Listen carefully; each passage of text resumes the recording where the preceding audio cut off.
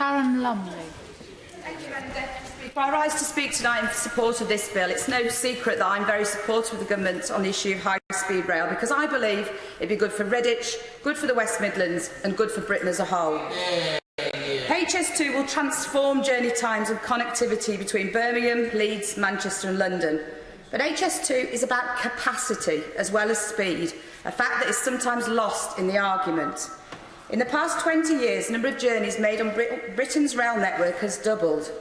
This level of growth has put pressure on all our existing major networks, and the West Coast Main Line in particular. Capacity on the West Coast Main Line will be nearly full in the early 2020s, and as a regular traveller on that line, I know it's essential for many commuters. High-speed rail will increase capacity across existing lines so that local commuter trains can run more frequently and with enough seats, allowing the wider West Midlands area to fulfil its economic potential. Put simply, more tracks, more trains, more space for commuters, long-distance travellers as well as freight.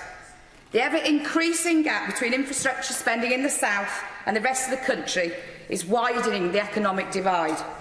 45% of local public expenditure on transport in England in 2010-11 was in London, with only 13% in the Midlands.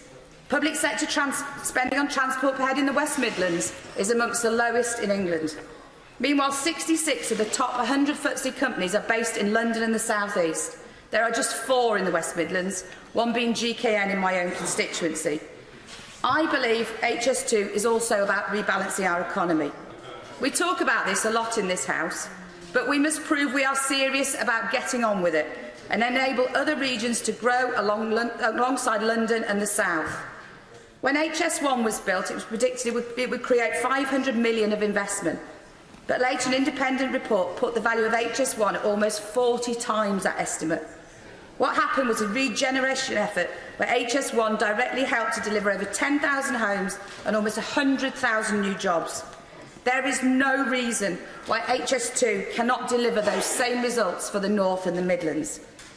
Investment in HS2 will deliver widespread connectivity improvements, grow markets and increase opportunities to trade.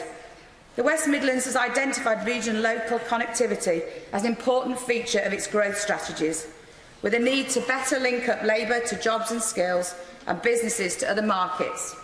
Attracting greater investment in transport will be a critical factor for the continued success of our region. The introduction of HS2 can be a catalyst for connectivity and growth. It's estimated that HS2 will generate between 214 and 375 million every year in my own Worcestershire economy.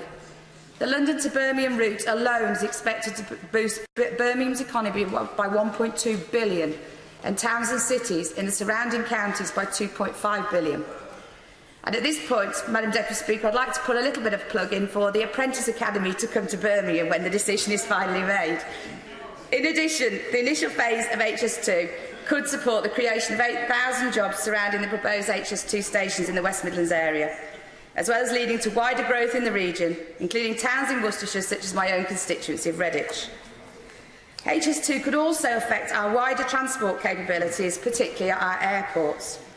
I am, Madam Deputy Speaker, a big champion of Birmingham International Airport, which is near my constituency. To be able to access it from Euston in just over 30 minutes will make a huge difference to the people of North London, as well as to the Midlands economy. It will mean a choice between Birmingham, Gatwick or Heathrow. And those members who have travelled from Birmingham International Airport know how excellent it is.